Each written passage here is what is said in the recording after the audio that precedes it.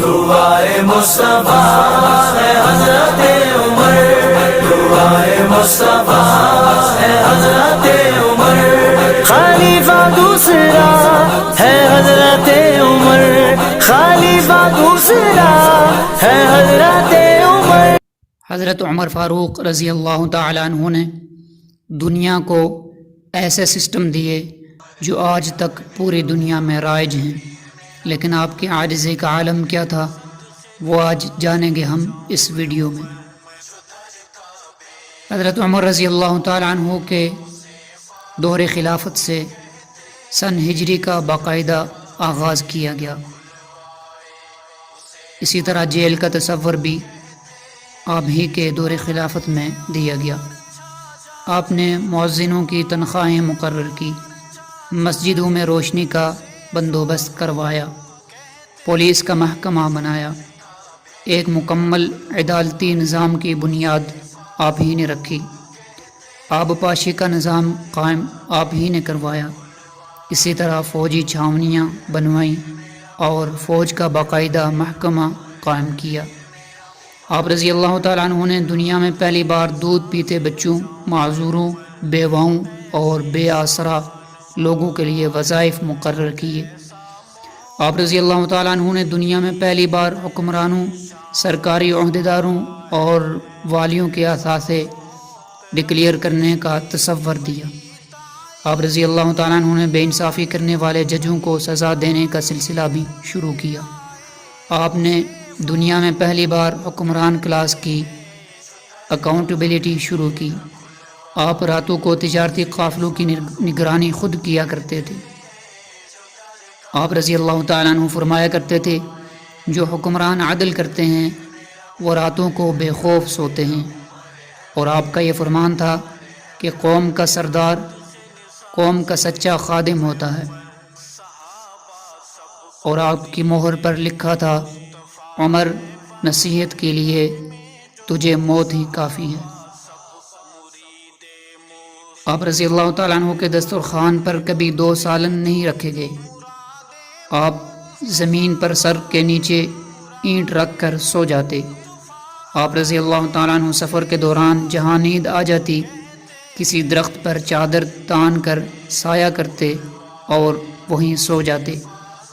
آپ رضی اللہ تعالیٰ عنہ رات کو ننگی زمین پر دراز ہو جاتے تھے۔ آپ رضی اللہ تعالیٰ عنہ کے کرتے پر 14 پیوند تھے اور ان میں ایک سرخ چمڑے کا بھی تھا۔ آپ رضی اللہ تعالیٰ عنہ موٹا اور کھردرا کپڑا پہنتے تھے۔ آپ کو نرم اور باریک کپڑوں سے نفرت تھی۔ آپ رضی اللہ تعالیٰ عنہ کسی کو جب سرکاری عہدے پر فائز کرتے تھے تو اس کے اثاثوں کا تخمینہ لگوا کر اپنے پاس رکھ لیتے تھے، اور اگر سرکاری عہدے کے دوران اس کے اثاثوں میں اضافہ ہو جاتا تو آپ اس کی اکاؤنٹیبلٹی کرتے تھے۔ آپ جب کسی کو گورنر بناتے تو اسے نصیحت فرماتے تھے، کبھی ترکی گھوڑے پر نہ بیٹھنا، باریک کپڑے نہ پہننا، چھنا ہوا آٹا نہ کھانا۔ آپ اپنے لیے کبھی دربان اور چوکیدار نہ رکھنا، اور کسی فریادی کے لیے اپنا دروازہ کبھی بند نہ کرنا۔ آپ رضی اللہ تعالیٰ عنہ فرماتے تھے، ظالم کو معاف کر دینا مظلوموں پر ظلم ہے۔ آپ رضی اللہ تعالیٰ عنہ کا یہ فقرہ آج انسانی حقوق کے چارٹر کی حیثیت رکھتا ہے۔ مائیں بچوں کو آزاد پیدا کرتی ہیں، تم نے انہیں کب سے غلام بنا لیا؟ فرمایا، میں اکثر سوچتا ہوں اور حیران ہوتا ہوں، عمر بدل کیسے گیا؟ آپ رضی اللہ تعالیٰ عنہ اسلامی دنیا کے پہلے خلیفہ تھے جنہیں امیر المؤمنین کا خطاب دیا گیا۔ دنیا کے تمام مذاہب کی کوئی نہ کوئی خصوصیت ہے، اسلام کی سب سے بڑی خصوصیت عدل ہے، اور حضرت عمر فاروق رضی اللہ تعالیٰ عنہ وہ شخصیت ہیں جو اس خصوصیت پر پورا اترتے ہیں۔ آپ رضی اللہ تعالیٰ عنہ کے عدل کی وجہ سے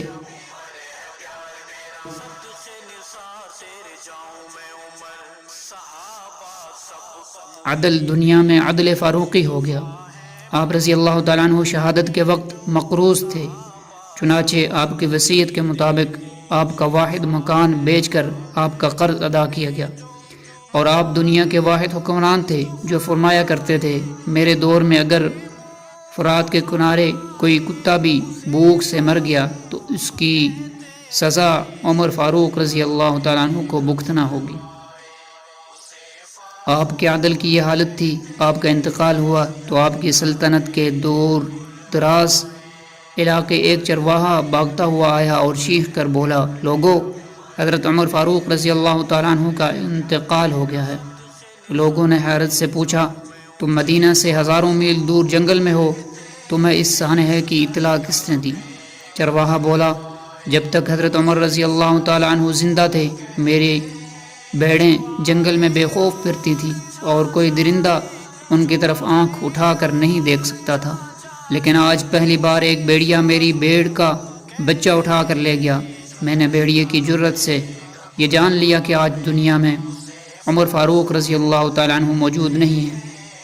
عمر فاروق رضی اللہ تعالیٰ عنہ نے اپنے دور میں جس خطے میں اسلام کا جھنڈا بھجوایا وہاں سے آج بھی اللہ اکبر کی صدائیں آتی ہیں، وہاں آج بھی لوگ اللہ کے سامنے سجدہ کرتے ہیں۔ اسلامک ویڈیوز کے لیے ہمارا چینل سبسکرائب کریں اور بیل آئیکن کو پریس کریں۔